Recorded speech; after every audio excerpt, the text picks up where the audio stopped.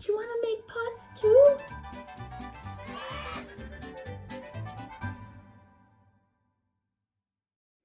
I'm just getting clay ready really quick. This is clay that's been used, like all the kids' leftovers, so it has like lots of these air bubbles and stuff in it. If your clay has air bubbles in it or cracks or some's wet and some soft, you have to do something called wedge the clay. And this clay's a little bit hard to wedge because it's kind of dry, so I have to use lots of muscles. But there's a couple of wedging techniques. I like to spiral wedge. You can see because it's making it's going around in a circle, spiraling. See, I'm getting rid of some of those air bubbles that are starting to come out. It's good. Okay. We want to make our treasure box, and the first thing we need to do are some sketches. So I'm going to sketch really quick. I'll speed up this video for you so it goes really quick. I'm going to come up with a couple of ideas because I want to show you 2 different kinds of lids. My puppy's in here too. Stuff. Oh, what do you see? Like fly. Murphy.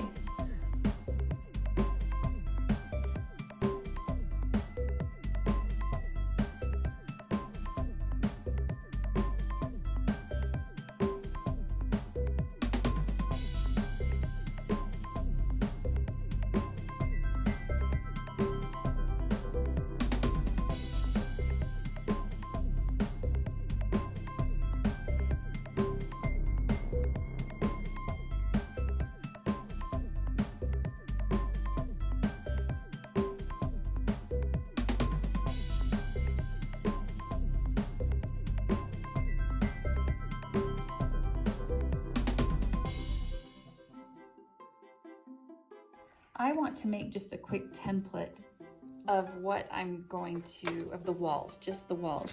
So I'm kind of just gonna use some scrap paper and look, and I'm gonna be like, well, that's gonna be way too big around. That might work for maybe the oval shaped one, but that's a little too big for this tall one. I think we'll do, maybe this about this size might be good for the oval shaped one.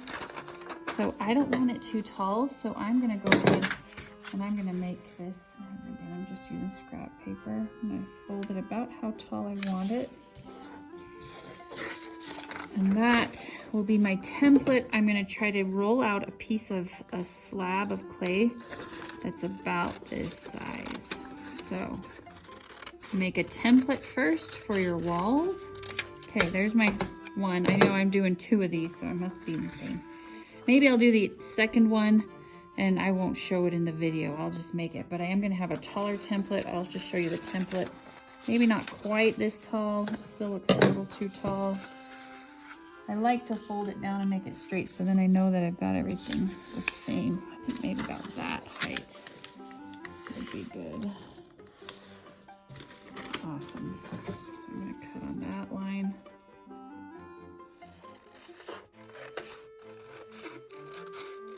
I could speed all this up.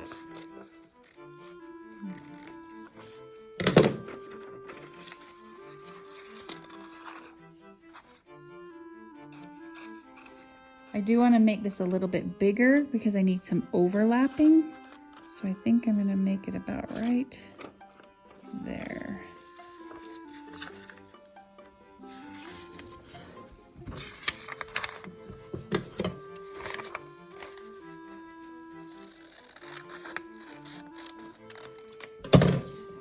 Okay, template 1, template 2, ready to go. I have some big pieces of canvas for rolling out big things. The canvas you'll be working on most of the time, and it might be big enough, it almost is big enough to roll out these sizes, but it's close. I just don't want to risk it, so I'm going to use a little bit bigger piece. I probably could roll out on this one, but when I'm rolling out my slabs, I sometimes just like to use the bigger pieces. So I've got a rolling pin. I've got, these are my guide sticks. Do these look familiar? Yeah, these are also our rulers. So the guide sticks go from side to side. I want to make sure they're in far enough that the rolling pin can hit them. If I have them way out here, it's not going to do me any good at all. So slide those in, get them where they line up. I'm going to take my clay and I want to start getting it flattened just to begin with, or that's going to be just too hard to roll. I know I want this kind of long and skinny. That's got to get in here, so I don't need to make it really fat. So I'm just going to get it close to flat a little bit. That'll just make it a lot easier.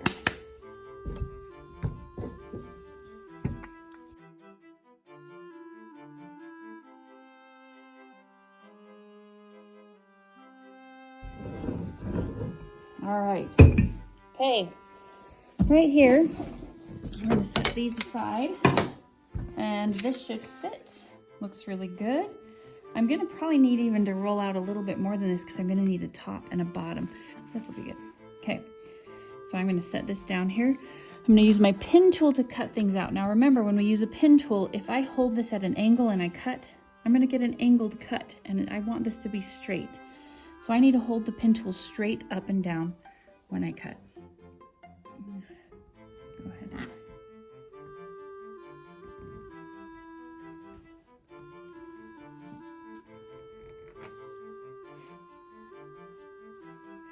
Now I never want to cut directly on the table. If this clay's down on the table, it's not going to come up.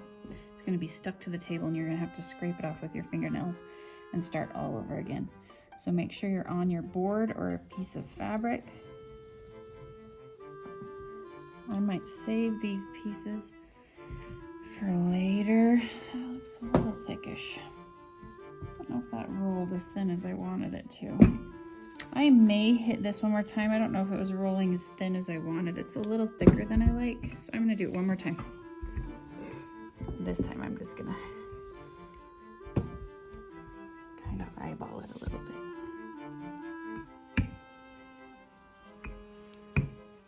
There's also one other way to make slabs where you can slice pieces off, but it takes getting a really big piece ready. That looks more like the depth I want. So I'm gonna trim that down just one more time.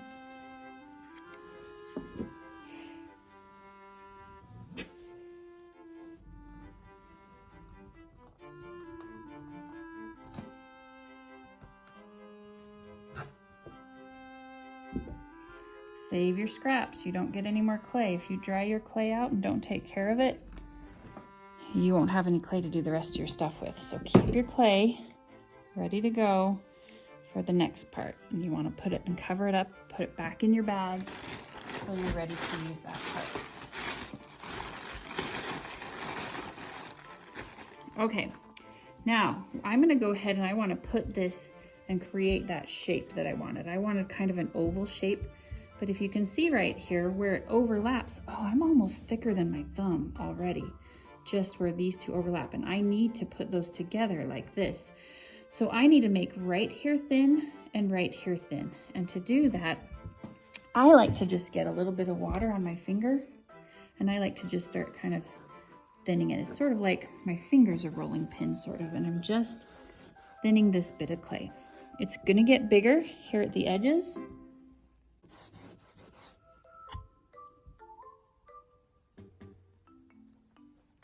And I'm gonna thin this side too.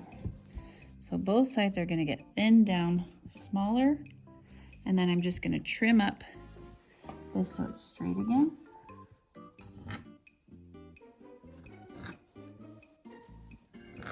Awesome. So now, I might even save that little bit. Maybe I'll need that, so I'll keep track of all my little crumbs of clay.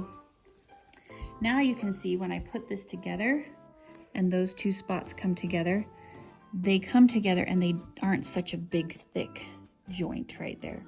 So we're gonna go ahead and I'm just gonna mark right now kind of where that goes. I'm just gonna draw a really light line right there. And I can see how far I need to add. I need to score and slip. I'm gonna score and slip this side and I'm gonna score and slip this side. I'm gonna put an X right here so I remember that's the side I score and slip. This is the side I score and slip. So you can see I'm gonna have to turn it over. It's not on the same side each time. One's on one side, one's on the other. Now, I kind of cheat when I score and slip. I'm gonna show you guys what I do.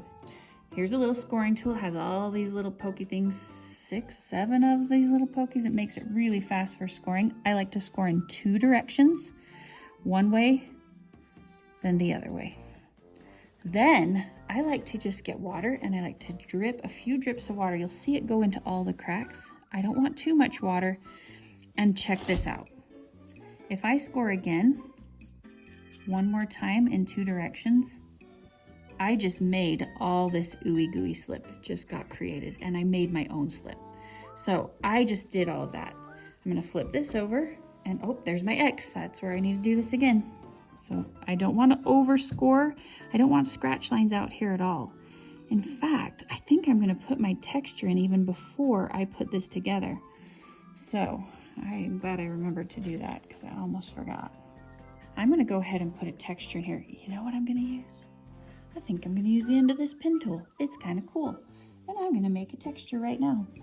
Kind of makes this little dimply sort of funky circle. I think the glaze will go in that really in an interesting way. Because my treasure box is holding something circular. What's something circular? Tiny donuts. I don't know. I haven't really thought that hard about it. I'm just getting this made for a demo for you guys. But this would be a good time while it's flat to make a texture if you want a texture. Maybe you're gonna carve into it later. Maybe you're going to score and slip things onto the outside. Okay, so I did that quick. I'm gonna go ahead and I'm gonna bring these two spots together. Now supporting from the inside, notice how my hand's supporting on the inside. I'm going to press this and make sure it's pressed down. If I did this right, I should have a little bit ooze out of these cracks right here, which it is just oozing just ever so slightly, I can see. And that is definitely not gonna fall apart. Now, right now, this is the magic time that I can shape this into any shape I want. So I said I wanted kind of an oval shape. So that looks ready to go. I'm gonna set this aside for a minute and I'm gonna roll out enough clay to do a top and a bottom right here. Okay, so this is my slab. I kind of checked it out and I think it's about thin enough. I think things look good. It had a few little air bubbles showing because I didn't wedge it super great. So what I did when I had air bubbles, I came in and I popped them like this, just with a few little holes. And then I took this metal rib and then I just let the air come out. I'm seeing if I can find any more. I probably should have videoed myself popping an air bubble. You can see them because they don't flatten. So see, I'm just using that metal rib. Let's see if there's any on this side.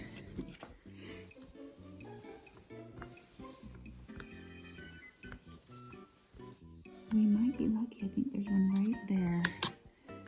So I'm gonna go ahead and pop that one. I can just barely see a bump.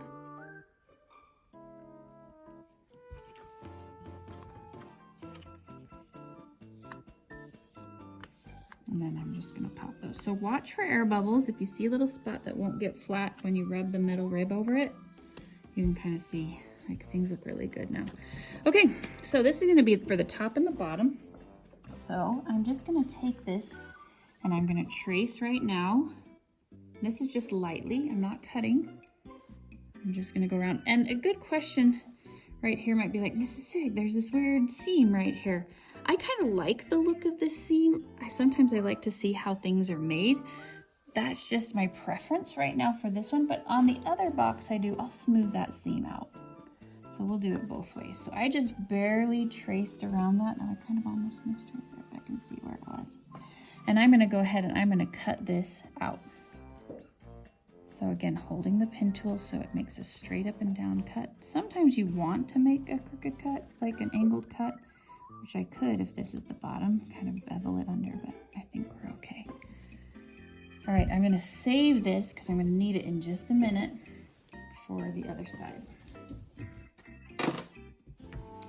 So I'm gonna go ahead and score this bottom, where this is gonna go all around the edge. Now remember, I like to score in 2 directions. This is just one direction yet. I'm doing the hard direction first because the easy way is then just to go, okay, get my water. And you can use, if you want to use just a little paintbrush to add some water. You never want too much water. Too much water will make it not stick. Okay.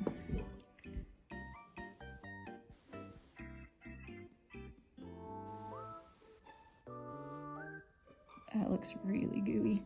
I love it. And I'm gonna do the same thing, try not to change the shape here to the bottom of this.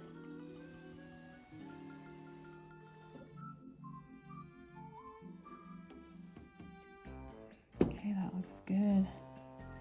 All right, I'm being really careful not to change the shape too much while I'm handling this. Make sure this is all lining up really smooth.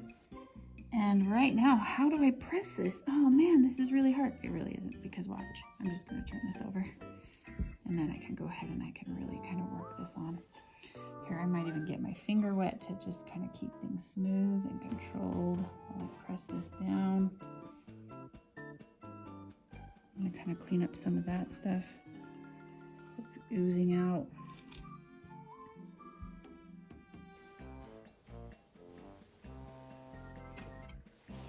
And there's one thing that drives me super crazy is when the bottoms of pots wobble when they're sitting. So lots of times I'll dent in the bottom just slightly so that just the edge is touching and nothing's gonna make it wobble.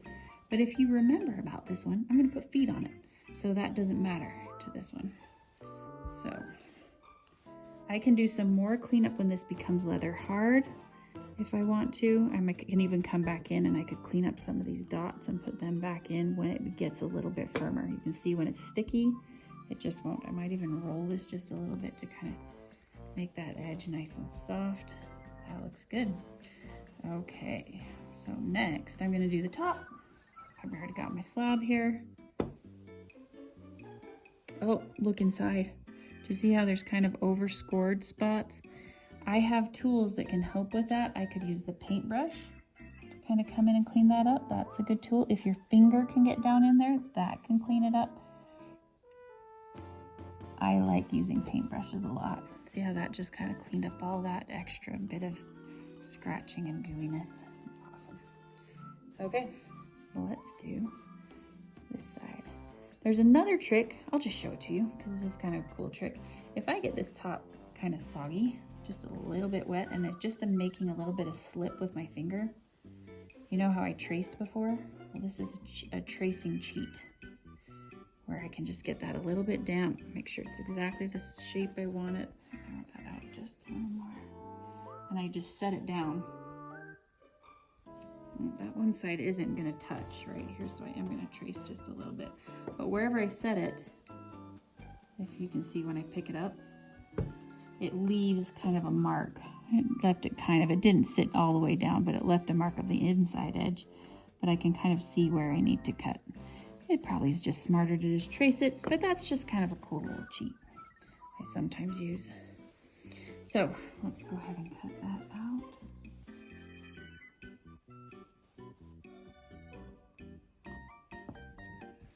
Okay, now I don't think I'm gonna need this, maybe for some feet, but I'm probably gonna make those a little differently. So I'm gonna go ahead and cover this up. I might even squirt it a little with a squirt bottle, and I'm gonna put it back in my bag so I can use it later. I don't wanna leave it out as class period. It's gonna get too hard to use. All right, okay. I've already started scoring these, and I'm getting the last bit of slip being made here. They're all scored and slipped up. Everything looks good. Let's see if I can remember which way this went. That's sometimes the hard part. That looks right. So, make sure it's all where it needs to be. Just like before, I'm just gonna kind of make sure it's on there a little bit. Notice I'm getting a few crumbs of clay. Try to stay as clean as you can. Keep crumbs away so you don't have much cleanup to do. Flip this over.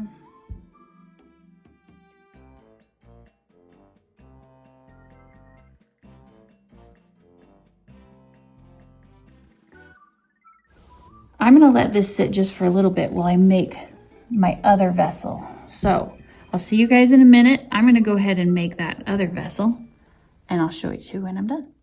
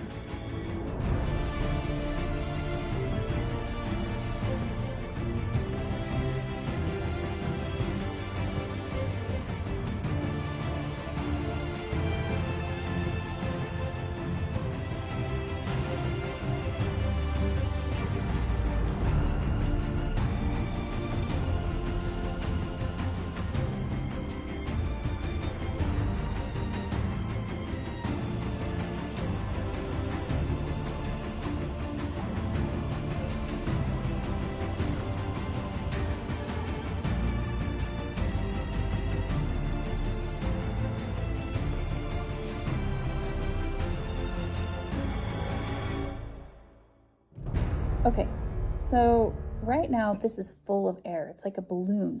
If I squish it, it's gonna have to expand somewhere else, but I can like kind of manipulate this a little bit right now and not worry about it collapsing in completely because the air is gonna keep it nice and big.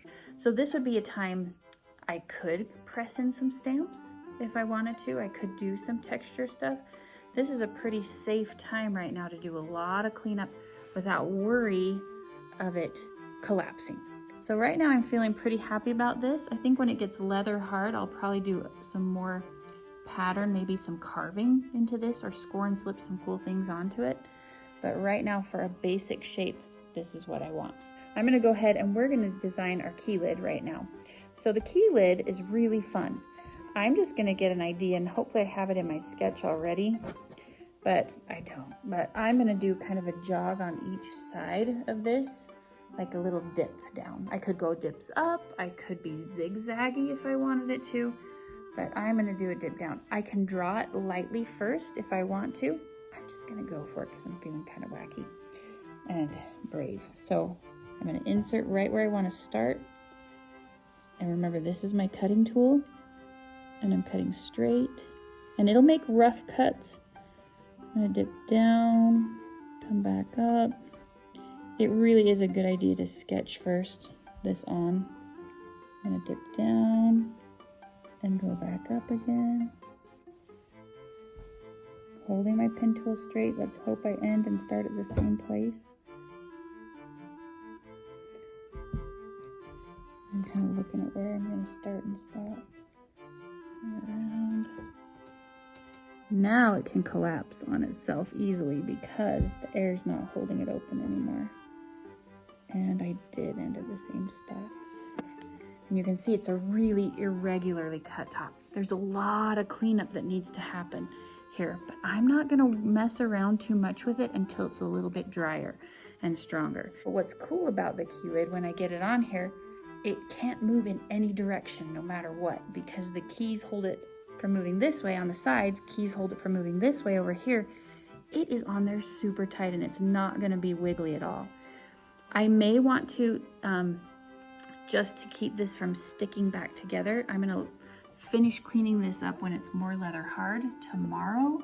I'll wrap this in plastic for tonight, but just for safety, I'm gonna grab a piece of paper towel just so these don't stick together and I'm gonna like mess anything up. And I'm just gonna lightly kind of put a paper towel here, but still let them sit on top of each other. Find their spot.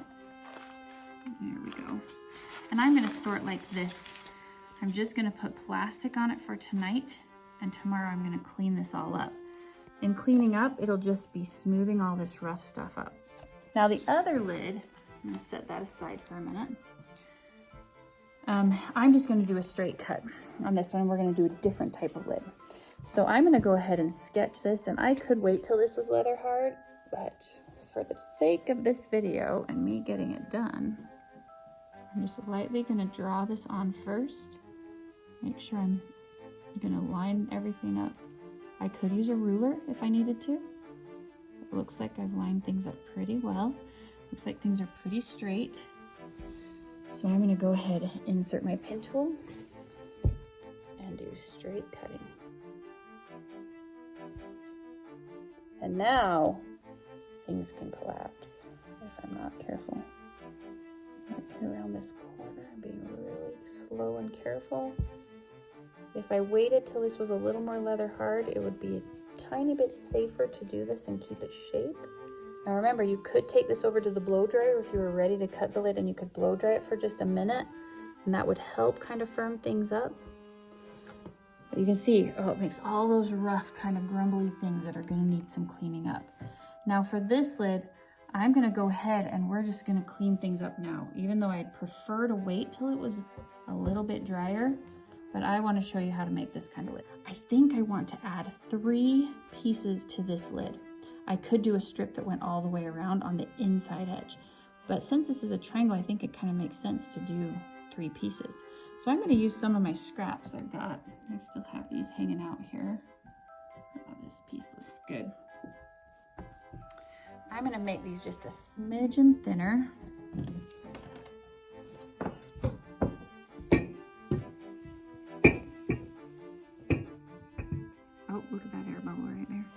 use that spot. So it has an air bubble. See how that looks when there's an air bubble? I could poke it and get rid of it. Gone. Make sure that edge is clean before you start using it, or it'll just make marks in it. Okay, so I'm gonna make 3 pieces to go inside of here. I'm gonna just cut this edge straight.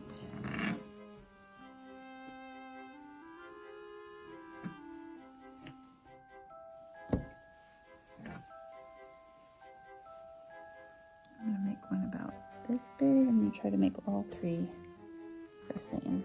So I'm gonna use those 3 pieces. So I'm gonna put these on the lid is what I had decided. And I'm gonna attach one right here, and one right here, and one right over here.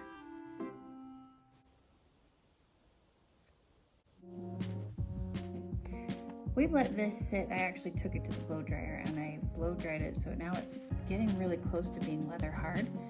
You can see it's still really rough, and I want to show you a few other cleanup tools that I kind of like. Murphy, are you helping? Helping, Papa? You're a good boy. Okay, good boy. Okay, that's good for Murphy. Okay, back to where we were. So I've got some cleanup I need to do here. I could use my fingers to clean up. That's what we've been using mostly so far. I have a few other tools that I really like to clean up with. The opposite end of the pin tool that's round is one of my favorite cleanup tools. It's like a baby rolling pin, and it can really smooth things up. It's one that I use an awful lot. Sometimes I like to use a pencil and get that smaller, even tinier little rolling pin if I have tiny work to do. If you want some pretty aggressive cleanup, Murph, be a good boy. Be a good boy. If you want some really aggressive cleanup, there are these sponges. They can really clean things up, but they kind of clean up a lot really fast. For what I'm doing on these edges, it's kind of a good cleanup tool for this, just to initially get it started. So it's kind of just smoothing all those crumbs away and brushing those crumbs away, not on the floor, just away. So we'll be cleaning those up later. Hey, what is it? What do you need? Come here, Murph. Come here. Come help me. Come help me. Come help me. Will you help me? Okay, maybe a tongue of a dog would clean it up good.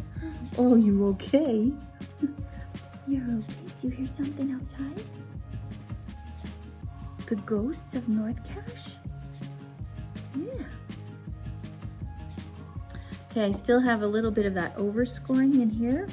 I'm gonna use the paintbrush to kind of work those out. I want craftsmanship to be nice. I don't want crumbs and dents, and I'm watching my fingernails not to dent those in. Somebody asked me in one of my classes why potters had such ugly fingernails. Now you know why. Okay, so I'm gonna do the same thing to this side too. Let's imagine that I did, just so that we can get this going. I'm gonna get this fit back on it. Now check this out. This really does not move. That key lid is working so great, but I still feel like this is it. I mean, I could just pick it up like this, but I want to add one more cute element. I've made this little knob for the top. I'm going to trace around this, and I'm going to score and slip this on. So that will be the end of that one. I'll finish getting this one done. I might go ahead and add polka dots to the top again, but I'll get that cleaned up for us. But I want to move on to this one. So in this one, I did that other kind of lid. I could have done this all the way around the inside, or I could have done it to the inside of this edge. It really didn't matter, but here's my problem. I always forget which way this fits. Oh, that's not it. Is that the way? I don't know. Which way does this go? It's so hard to tell. So what I want to do is I want to add a little more texture to this, and I want to add a little button that helps me. I'm going to test this lid. It's a little bit wiggly, but not too bad. It feels pretty good. But I'm going to do some cool things first. With the lid on, I'm going to use a loop tool, and I'm going to do some carving. So I just thought that it would be really fun to take this, and this clay was thick enough. I'm going to be brave, and I'm going to carve some design straight out. So I'm just going to go straight down. I'm going to carve. I just want to have this really cool texture on the outside. So we'll speed this up. I'll finish carving this.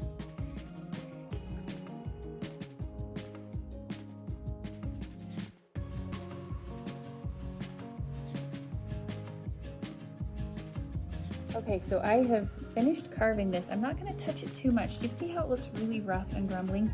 There's one more way to do cleanup. When this gets bone dry, but remember, bone dry is our most fragile state, so this is a little dangerous. I do have these little soft scrubbing tools, or like little sanding tools. It's just a little green piece of like stuff you clean with actually, but it does take all of these rough things off when it's bone dry. Because, oh, I know you're still there. Because this is such a delicate little pattern, I think I'm gonna wait and do that then. But I do need to put something on here to let me know which direction this lid goes on. So I'm gonna use this little piece of clay here. So I just need to know where this lid's gonna go. So I'm gonna make a little cool button that will help me out here. I don't know, so I've scored and slipped these. Okay. So it was really hard to tell which direction to put this lid on. So I did add, while this was on here, I added a little button guy here, and I just sliced him right where the lid cuts. And so now I always know where this goes. Now this still feels just a tiny bit loose. See how there's a little bit of wiggle in that lid? I can come in and I might just kind of adjust these just a little bit. That feels a lot better. That hardly wiggles at all. And then I'm gonna do the rest of the cleanup on this. There's a little bit I wanna do right there, but I'll kind of fuss with this and get it just how I want it later. Now there's one last thing I have to do, and everybody has to do this. On the bottom, oh, you can see I set this down in a lot of crumbs. Oh, my craftsmanship isn't so good right now. Not keeping a clean spot to set things down, but I'll clean that up with my sponge or something. But there's one last thing, and I like to use a pencil for this, not because the pencil shows up, but because it makes a really nice line. I'm gonna go ahead and put my name in the bottom here. So I put Sigg right down there. So I know whose this is when I get this out of the kiln, and we'll be ready to go. So my treasure box, this one's done, and this one over here, I'm gonna do a little more cleanup and get this scored and slipped on, and we'll be done too. And this one's gonna hold, that looks like a Pokeball. Maybe it holds Pokemon. I don't know if that's really nerdy. And this one holds something special. You'll help me decide. I don't know. There's still a bit of cleanup to do on this one though. So that's the basics of box building. I think we got it. Thanks, Murphy, for your help.